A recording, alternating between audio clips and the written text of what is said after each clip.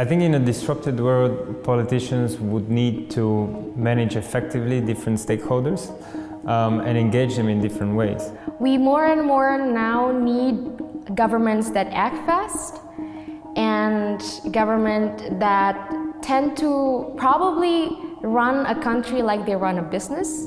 Because on the one hand side, we hear about all these technologies and how politicians are more and more able to deeply understand their voters, but apparently at the same time, it seems they don't.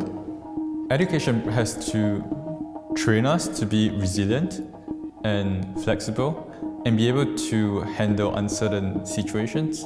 There is really nothing that prepares us for the dynamic situation that is happening in the world.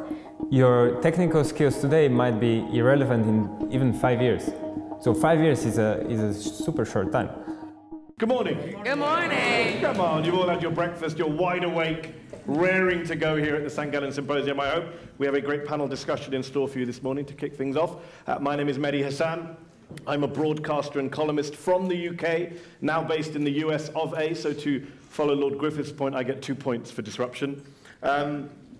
Great to be back in Europe as a chocolate lover, great to be in Switzerland, of course, at the invitation of the St Gallen Symposium, which is an astonishing 47 years old, 10 years older than I am, about to celebrate its 50th birthday. Congratulations.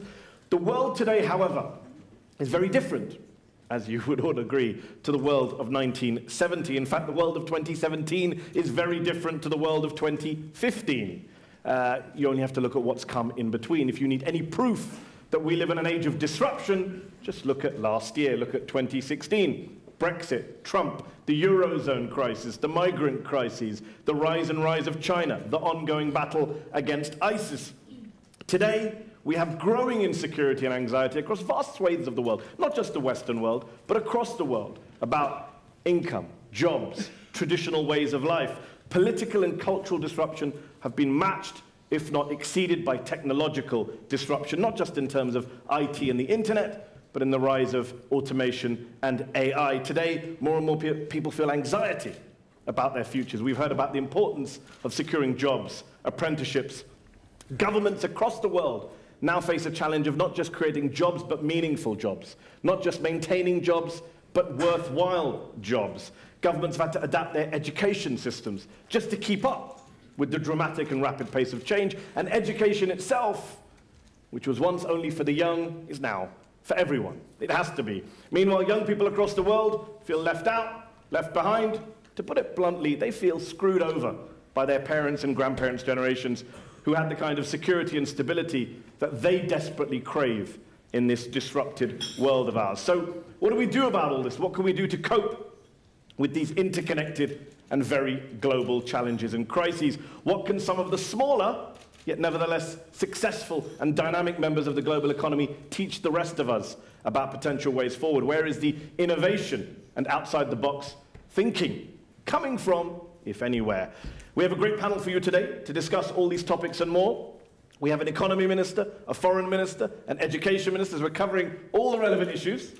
We're very lucky and honored to have them here. Ong Ye Kung is Minister for Education and Second Minister for Defence of the Republic of Singapore. Prior to his cabinet appointment, prior to being elected to Parliament in 2015 for the governing People's Actions Party, he was in strategic planning. Anders Samuelsen is Denmark's Minister of Foreign Affairs. He's had that role since December. He sits in Parliament for the Liberal Alliance. He served as a member of the European Parliament too, and he worked in the consulting industry prior to entering politics. Johann Schneider-Ammann needs no introduction. We've heard two brilliant speeches from him already. Federal Council of the Swiss Confederation, in charge of the Federal Department of Economic Affairs, Education, Research. Last year, President of the Swiss Confederation. Ladies and gentlemen, your panel.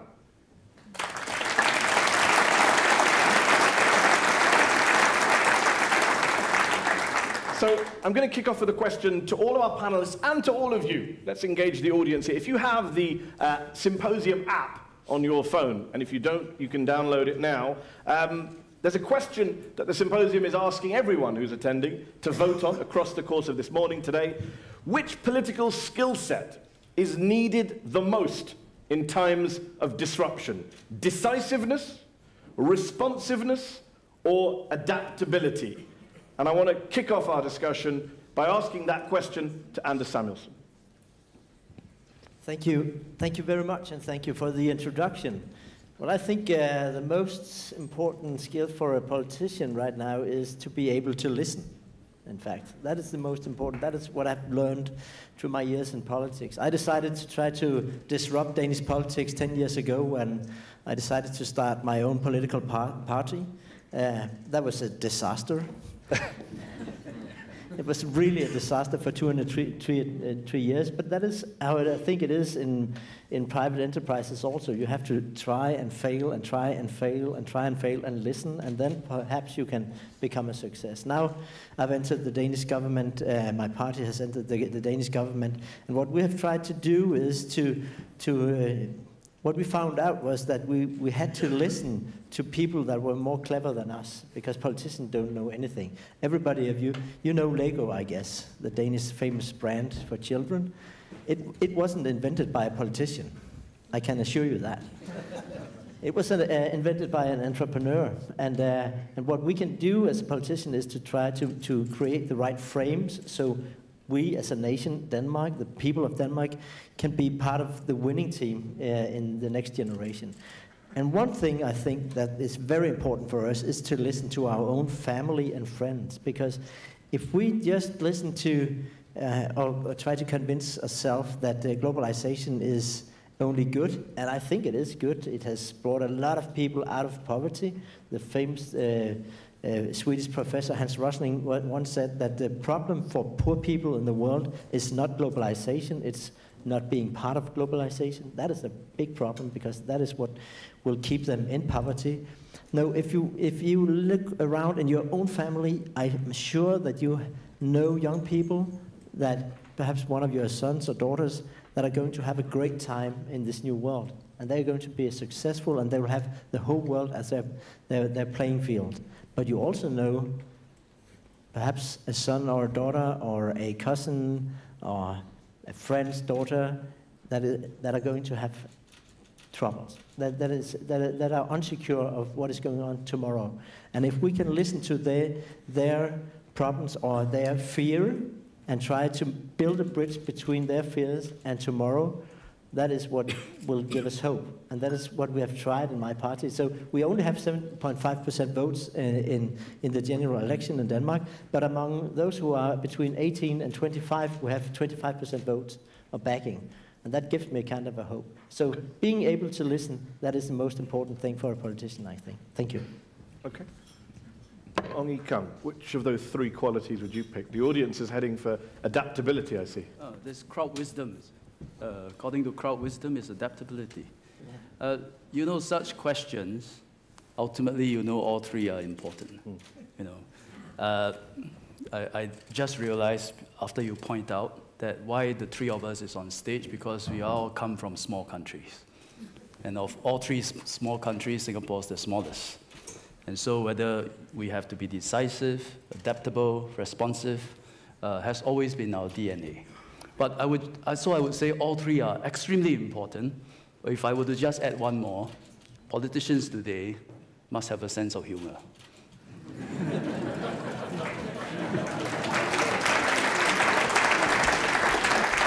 Because whatever you try, there will be times when you will fail. Yeah. Whatever you try, there will be times when people laugh at you. And sometimes it helps to laugh at yourself. Yeah. Because that's an important ingredient to be resilient and just keep on trying as things are changing so fast. Okay. Johan, small countries, three small countries. How do small countries, but successful countries like your own, how do they stand out? How do you punch above your weight in an age of disruption? First of all, I share that politicians need to stay not only optimistic, but also humoristic. Secondly, so smaller states are better transparent and hence better organizable. And coming to your question, we do have to focus on a few principles, make sure that we live them thoroughly, and defend our interests in the global community against the bigger markets. And principles in my country, I mentioned them before, are, at least for me in my capacities, make sure that each and everybody gets a chance, make sure that we keep our labor laws as liberal as possible, and the third one is prevent the country from laws and laws and laws and bureaucracy, hence make sure that we live the social partnership, which is a contractual basis and keeps us flexible. And in terms of education, it's one of the big subjects for this symposium, how much, and feel free for any of you to jump in here, how much do you think the education systems, as we've known them and understood them for years, decades now, how much do they need to change? How much do we need to disrupt the way we teach kids in order to keep up with the general disruption at political and especially technological levels? Since I'm education minister, I think it depends on the cultural context that you are asking this question. From where I come from in Asia, there is always a very strong emphasis on education. So I think that is a strong point and strong foundation that we have. On the other hand, in Asia, the emphasis on education tend to be academic. Most parents, or in Singapore at least, most parents want their children to grow up to be doctors or lawyers, and sometimes civil servants. But given the changes that's happening today, that actually we need to shift quite a little bit. Because look at we always admire the Swiss system and as well Denmark system as well, and German system of a dual education track. It actually opens up a lot of possibilities for young people, so that you are not single-mindedly chasing just after academic qualifications, but you can be a craftsman in a wide range of fields. And that, as a concept, is not totally familiar to Asia yet. But Singapore, being decisive, responsible, and trying to be adaptive all the time, we have to adopt what is best in the world to improve our system. And today, we have a strong emphasis on skills, on learning skills. And there's a logic to that. Because today, information and knowledge is all on the internet. And you can Google and find out everything in the world. But skills you get from experience, from doing. And you can't Google for skills. And that, I think, has a premium. And our education system has to be lifelong and emphasize on the acquisition of skills. You have the Skills Future program in Singapore. I try to not to mention... I'll mention it for you. Modest Minister, you have the Skills Future program in your country. Do you think that's now a model, kind of the adult, the kind of whole life experience of acquiring skills ready for your next job, your next career change? Is that a model for other countries? No, it's a model that we think will work for Singapore, given our cultural context of very strong emphasis on education already, but academic education, but we want to learn from Switzerland, from Denmark, from Germany, and combine it with acquisition of skills. So let me turn that on its head. Yeah. Anders Samuelsson, we hear so much in Europe about the Asian model, the Asian emphasis on education. Has Europe been left behind, number one? And number two, in an age of disruption, can it afford to be left behind on this subject of acquiring skills, especially across the whole of life? Well, I think perhaps one of the things that we have forgotten in the western part of, in Europe especially perhaps, is the sharing of information. That was what made us great. That was what made us rich. I can give a story from back home from Denmark, 150 years ago, when we were a very poor country. A lot of farmers built up an organization where they shared information, and in quite a short while they were able to redefine what it was to be a farmer and be very competitive and being able to export a lot of goods to England.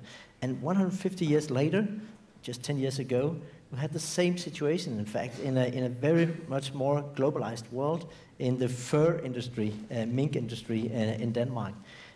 A lot of mink farmers, they joined together in an organization where they were the one demand to be member of that organization was that they should share all their information with their competitors in Denmark. And in just 5 years, they managed to become one of the biggest exporters of fur to China, to Asia, and so on, in growing emerging markets.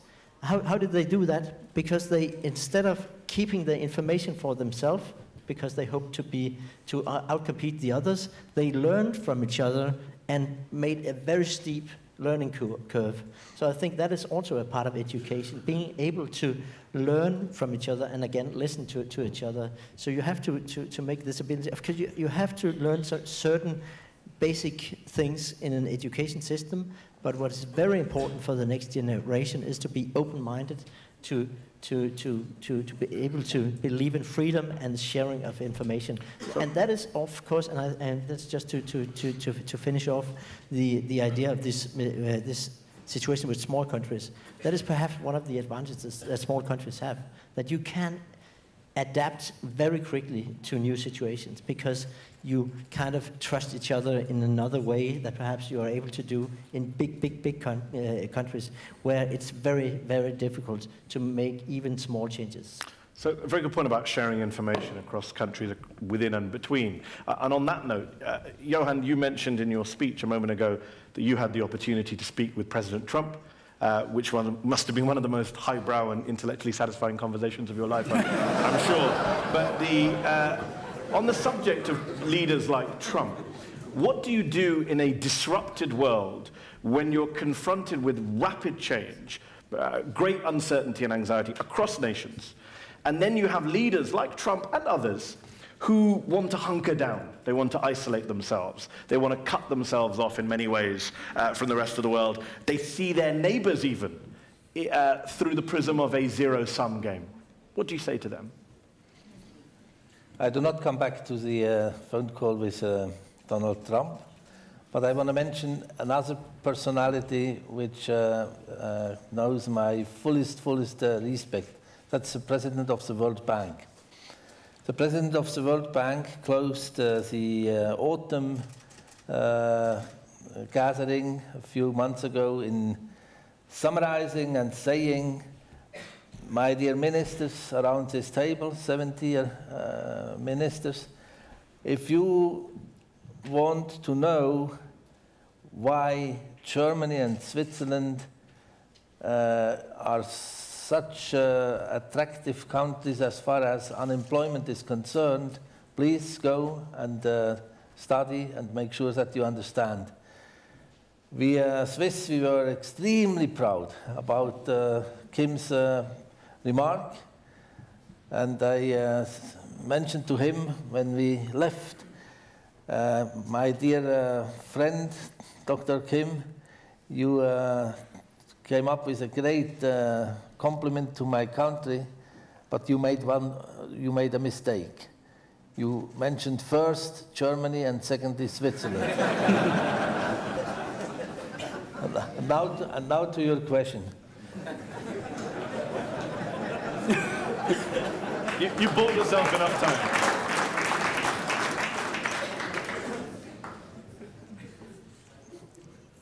One thing is, in my understanding and in my persuasion, absolutely crucial, and it has nothing to do with disruption. Namely, make sure that your people get a first quality education. And our system is an integral system, a flexible system, a system with pass rails.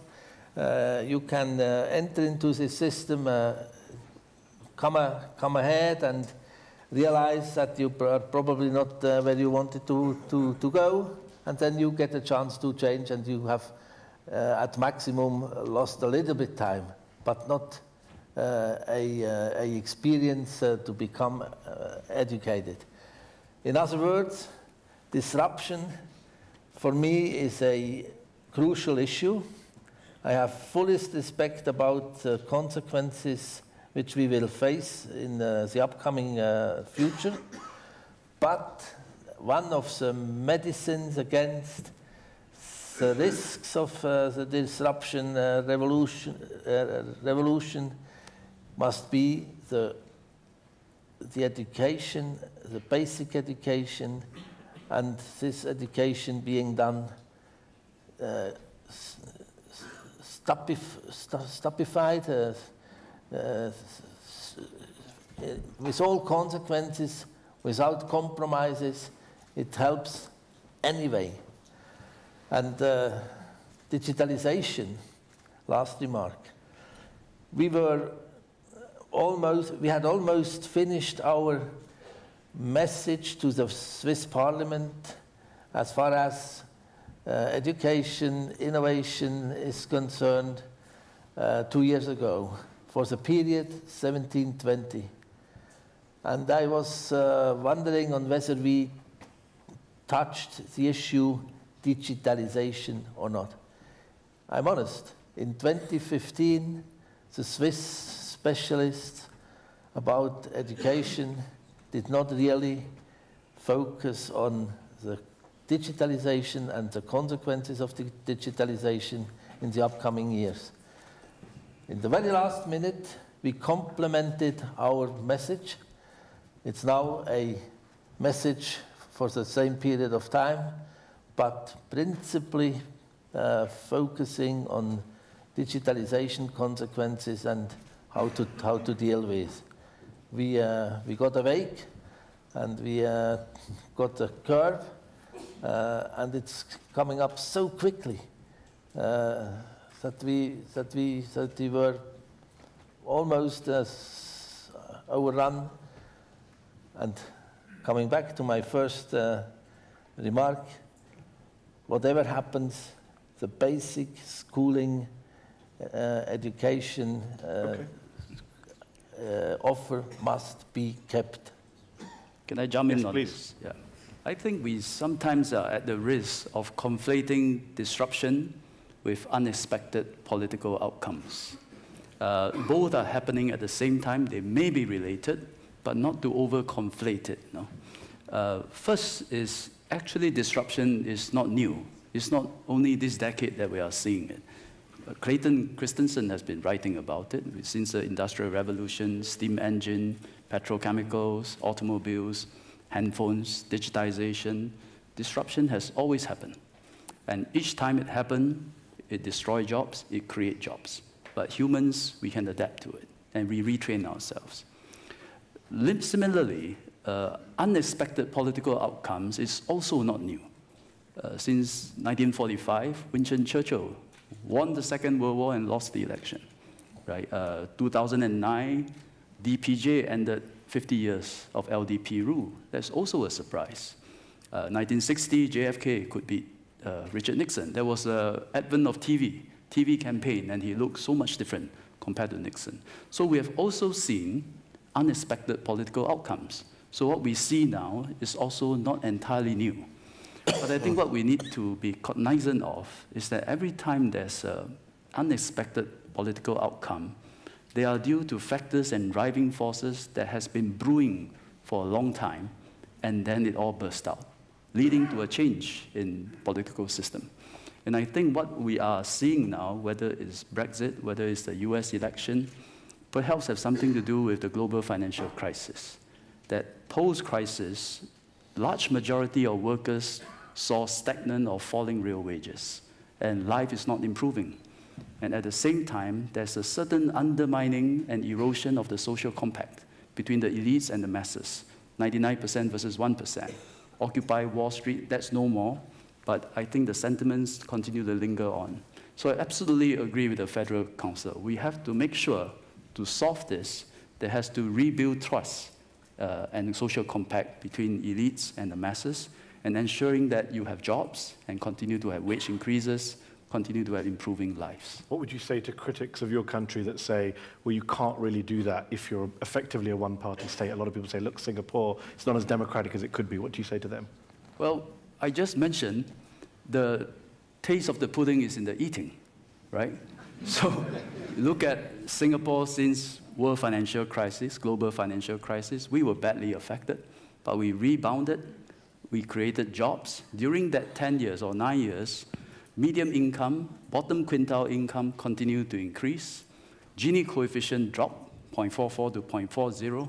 We see many more social programs, including Skills Future, now I'll say it, that bring benefits to the masses. And if by doing so, the people decide in open and fair elections, they continue to elect the incumbent, I think we want it fair and square. But one day, if we fail, then some other better party take over and bring benefits to the people. Okay, I want to go to the audience because I know we're running behind. But one last question to Anders Samuelsen, very briefly. You mentioned, interestingly, earlier about how amongst young people you have a 25% vote share as opposed to the population at large. One of the big questions that's going to be coming out of pretty much every panel and discussion at this symposium is, how do we keep young people on board? How do we engage young people? How do we make sure they're stakeholders in what's going on? Is there any particular policy, proposal, approach that you think works? I think what we have to remember also to tell the good stories about globalization.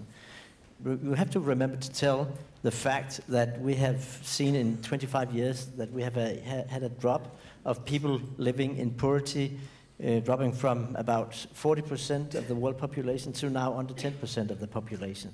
That is because of globalization, free market, and being able to learn from each other. So we have to, and I think that is very important, to not only talk to the fear in people, but also talking to people, to the hope in people. And if we are able to do that and connect to the next generation, they don't want to live live a life in fear. They want to live a life in hope. And we will have to remember to talk about all the good stories of new technologies. New technologies being able to solve environmental problems. New technologies being able to give people education at a much lower cost and better educations and so on. And then as a country, we also have to face, of course, this new situation. What we have done, I'll just briefly mention that, in Denmark, in the foreign ministry, we also try to disrupt the diplomacy area. Usually we in the foreign ministry, we connect to other countries. But we have realized in Denmark that we also have to realize that Facebook, Google, Amazon, and so on, big companies, very, very big companies, they are in fact bigger than the countries that we work with on a daily basis. Therefore, we have decided to announce to have a tech ambassador, an ambassador that reach out to these companies that in fact affect daily lives of Danish citizens, not only because of the questions of data protections and so on, but of new opportunities, but also when we are fighting ISIL and so on. We have to work together with Facebook so they are able to close down their accounts, or Twitter able to close down their accounts so they are not that attractive to foreign fighters and so on. So in a lot of areas, we don't have to, what we do need is not to let fear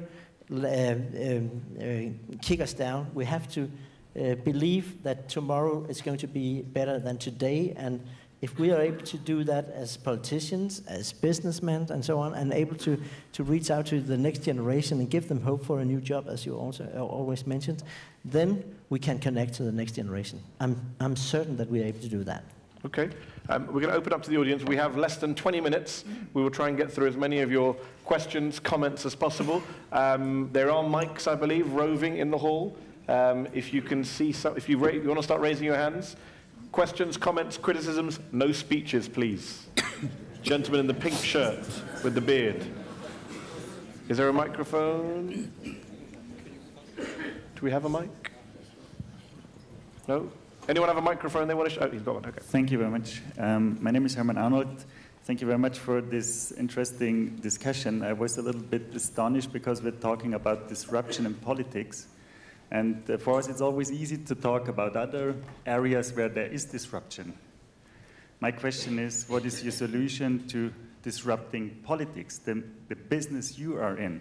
Because when you look in history, most of the time when political systems got disrupted, it was connected with war and with very bad events till there was a disruption in the system. And I see our political systems at the end of the possibilities of producing solutions. We see it everywhere. That means we have to disrupt politics. And my question is, what you are doing to disrupt your own business? And I totally understand it's very difficult.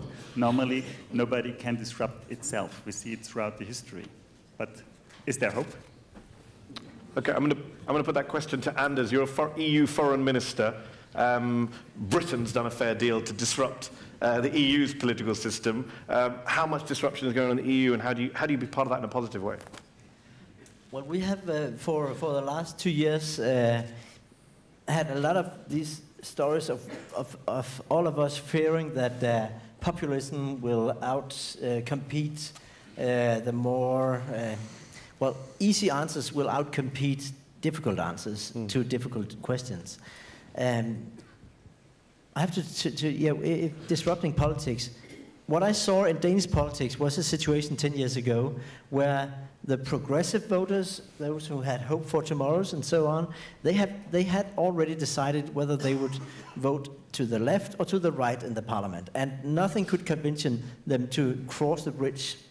So they were in fact locked in their position. Those voters who decided the outcome of any election in Denmark for the last 20 years, that was the voters that were afraid of the future, because they went for easy answers. And the old parties, they realized that. So they didn't take care or didn't communicate with the progressive voters or the hopeful voters, even though they perhaps were a majority. No, they started to talk directly to those who were able to connect to if they talked to their fear. So they could change from one side to another. And that was, in fact, why we decided to start my new party, the Liberal Alliance, because we wanted to talk directly to those voters who believed in tomorrow, not in a naive way, but that they believed in tomorrow. And if we could connect to them and could maybe enable them to switch sides, in fact, they could become a power of tomorrow. So what I guess is the big problem in politics right now is that the old system, in a way, puts power to the most populist with the new media and so on. And that is what we've seen in the election campaign in US, in Netherlands, perhaps partly in France, is that we give the floor to those who have the easy answers, and it's so difficult to be a player with more difficult answers. But if you insist, and if you keep on going, and if you do like, I guess it was James Carville, the advisor to Bill Clinton, who he once wrote a book saying, suck up, bug up, and come back when you foul up. Saying that you have to really work hard on this. If you do that, and if you do insist, then you're able to perhaps swift the agenda and make the decisive votes, not those who are afraid of the future, but those who hope in the future. And perhaps the story of Macron is the story of that. Perhaps. Do either of you want to come in, or we'll go back to the audience? Okay, we'll go back to the audience. Should we take some more questions? Comment? Yes, gentleman waving at the back of the room. Thank you very much. My name is Louis Klein. I come from Berlin. I'm here with the Agora 42. It's a philosophical business magazine.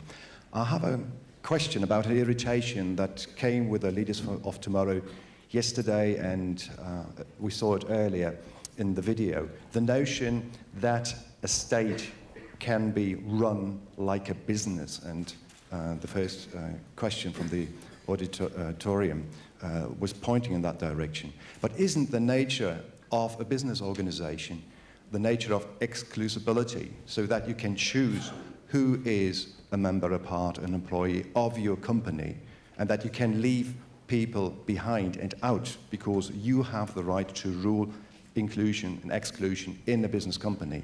And how does that change the entire idea of looking at politics in a situation where you cannot do that? You can't lay off citizens if you don't like them, if they don't perform to the level that you like. And out of the list that we saw earlier, wouldn't care be the decisive and center skill of politicians, and to enable care for those who, through all the education and all the efforts, do not make it to be part and participate on the economic growth and the globalization?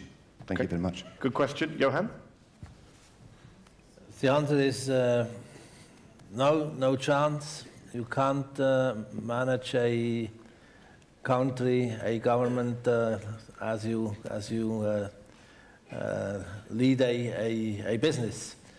I came from the business side. I was used to take decisions. I was used to go through processes and then to conclusions. I had to learn the hard way that not only 6 of my colleagues participate in the decision making, but also 246 in the parliament, thousands out in the journalists' environment, and hence there is no chance. What we can aim at, and we try hard to do so in Bern, is to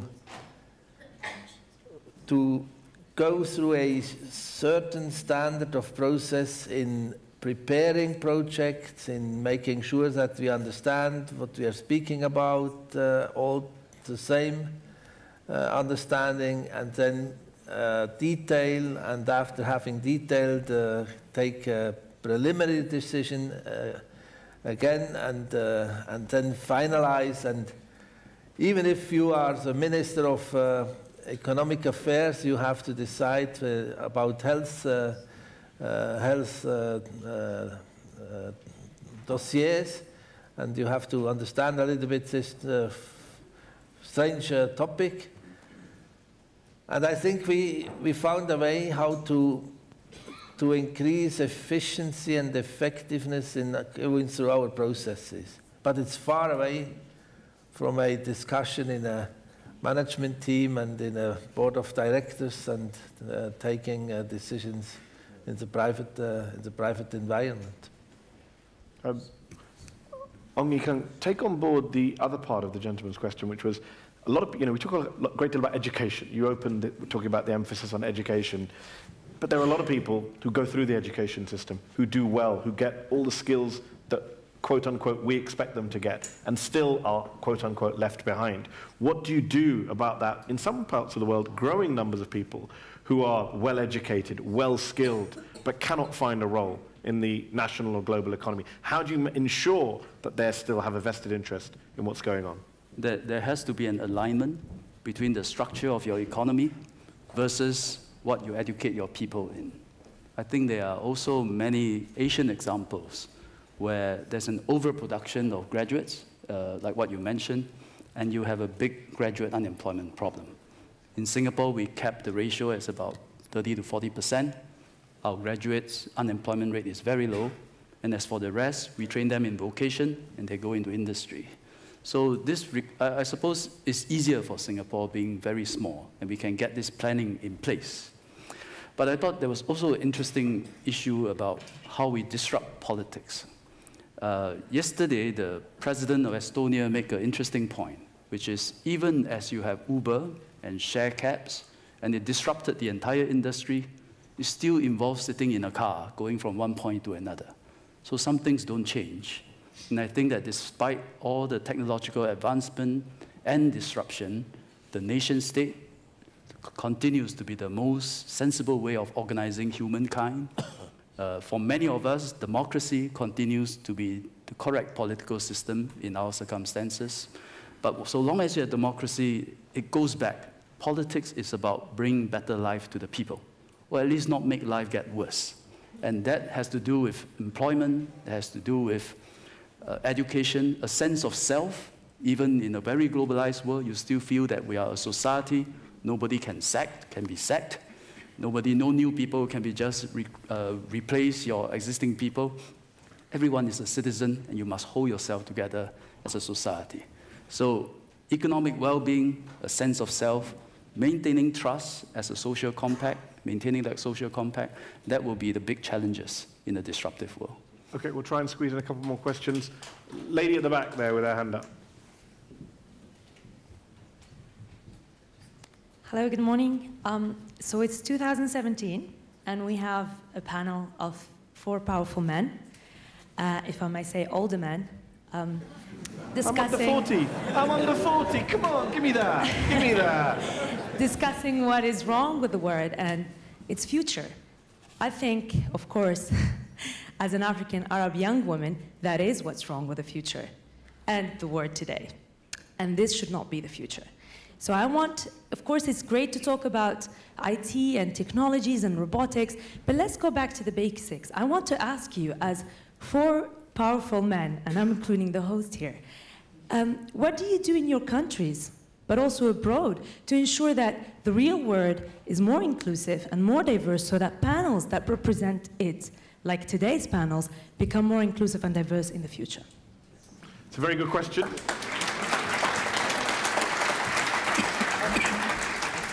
I'm glad you raised the issue of diversity. I was going to raise it and I forgot it. All-male panels, I think, are a bad thing. There was to be fair to the St Gallen Symposium, there was a female minister supposed to be on this panel who had to pull out this week, just to be fair. But you're right. In general, look across the room, look across the panel. How do you take on board that question? What do you do, Anders Samuelsson, to deal with the problem that she identifies so eloquently? Well, what I can do is acting in politics according to your values, in fact. So I have 6 ministers in, my small party has 6 ministers in our government. 3 of them are women. One of them is an old woman, 65 years old. She has been working with elder people for 40 years, so she is a kind of an experiment in politics.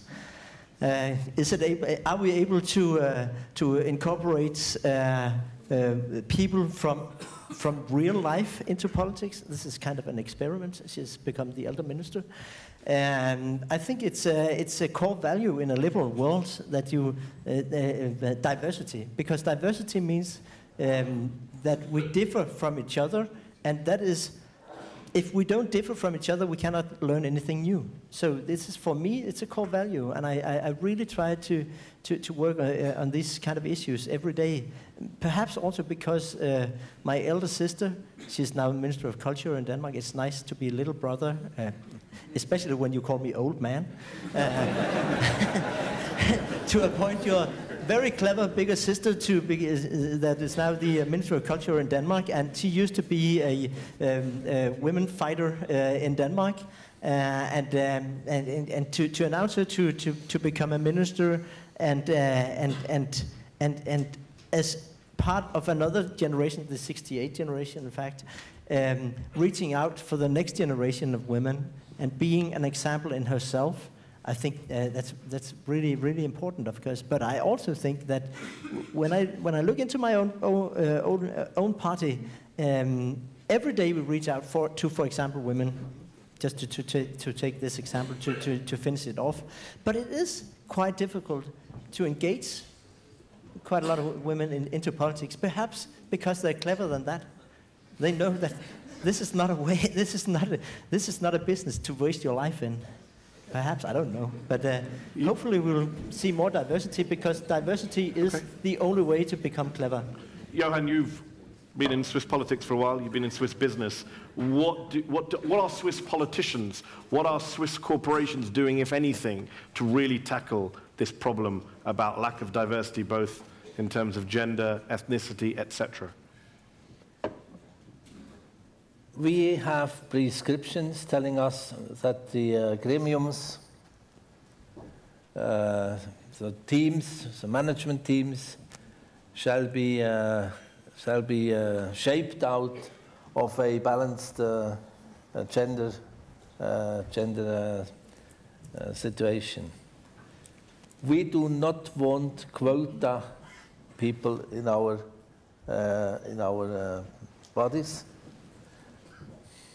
And the women do not want to be seen as a quota representative. That's absolutely clear with us. And I came to Brussels a few days ago and met Cecilia Malmström, the trade commissioner. We came in one after another, and she did not say, "Hello, my dear." She said, "You have a gender problem." Because I had simply a dozen male following me into the meeting room. Then we were sitting at table. On the one side, 12 men, and on the other side, 13 women. She had a gender problem, she as well.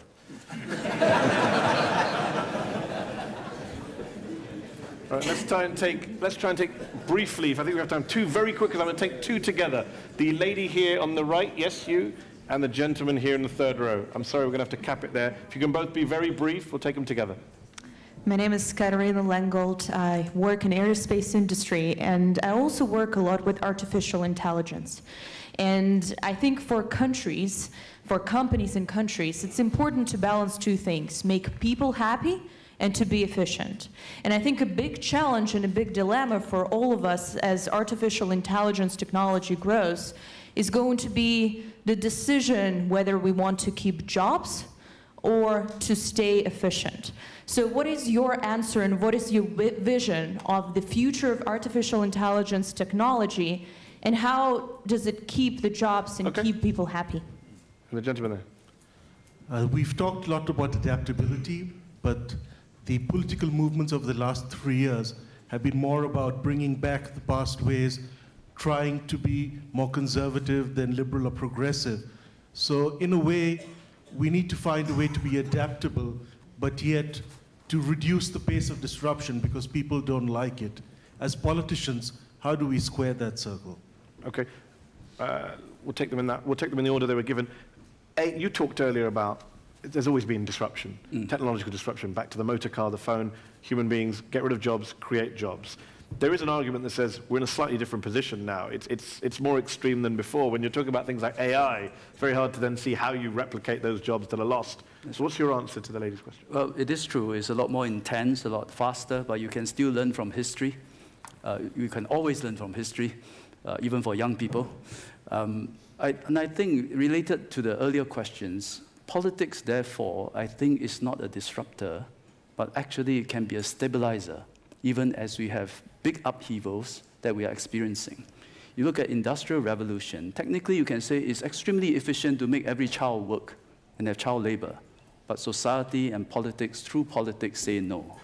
You can say it's extremely efficient if we just burn all the coal we want and pollute all the air, and we produce as much as we can, because technology allows us to do that, and society says no.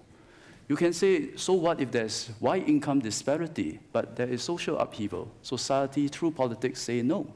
Likewise, as we have I don't think we need to extrapolate in a straight line the trajectory of future of AI, future of biomedical sciences, and everything will be manufactured. None of us will be reading books. We'll all be reading ones and zeros. No, everyone's listening to MP3. We can say no. Through politics, society can say no, that we want a balance. And that is when I think the wisdom of politics, of democracy, will come in, have a check and balance so that we can strike happiness with efficiency. Do you think the balance is right now, as it is? We are at the beginning of a new chapter. I think let's read the other chapters as we carry on. Anders, do you want to take the question about people feel, Denmark has been a country which has had to deal with populism, rouse over immigration, etc. People feeling left, but people don't like the pace. A lot of people don't like the pace of change. To go back to Lord Griffiths' speech earlier about the people from somewhere and anywhere. What do you see your task as someone who's trying to slow down the disruption? No, I don't think so, because I don't think that I can slow down technology's evolvement, because, well, it's done in a free market, so it will affect us. 40 years ago, in a part of Denmark, they were more or less living on soaring clothes. And then they were disrupted by Ukraine and China and so on, and lost all the jobs. And people thought, what are they going to live off? But they found out that there were new jobs, new kind of, they could be logistic, they could be designing the clothes and so on. So we have had this story in Denmark where we have feared losing jobs for the last 50 years, but we have always been able to create new jobs and better paid jobs, in fact. They are more rich in that part of Jutland now than they were 40 years ago. But of course, it's a new situation with artificial intelligence and so on. But I think that the worst thing that you can do as a politician and in the political system is to try to stop things from happening. And this debate from the US election campaign, whether they should close down borders and have less free market and so on. What kind of people will be most hurt by that? Those who voted for Trump, in fact. those who fear the future, they are going to be the losers. Because the only way that they are going to have a better life is, of course, by more free trade, by more being inspired by each other, by more competition. I'm sure of that. And then, of course, use that part of richness that comes into your country, the necessary part that you have to use on education, on social security, and so on. You mentioned that I worked in the consultant business before I entered politics. That is not, in fact, totally correct. What I did was working with handicapped people, hard of hearing people and deaf people. So I'm, in fact, able to speak a little bit in sign language. That's also nice. As a politician, you're able to speak to deaf people and you're able to be being understood. That's not really what is normal in politics, where nobody understands what you're talking about. But what I learned at that time was that even the most marginalized people in Denmark, people who couldn't, who had a social handicap, and that is what you have when you are hard of hearing or deaf. Of course, if you saw into their opportunities instead of their handicap, they also were able to fit into the labor market. You have to be optimistic. I'm sure of that, and we made a lot of successes and a lot of connections between those people and the labor market. But we only did that in years where business were in an upgoing trend, where you had growth. The moment where you lose growth, where you are in depression and so on in the country, the first who are kicked out of the labor market are the marginalized, it's the handicapped people and so on, and those without education. So be aware of that. Okay. Keep the pressure up for growth. And that is where, just like one mentioned, where I think that, yes, you can compare a country to a business. You can make rational plans, and I guess you have done that, in fact, in Singapore, you've done that in Switzerland. Those small countries that are successful, even though they are small, they have, in fact, been able to kind of make rational plans and execute on them. The difficulty is, of course, that democracy is so damn difficult, because you have to have the support of the population. We'll have to leave it there. We're out of time. Let's give a big round of applause to our very young panel.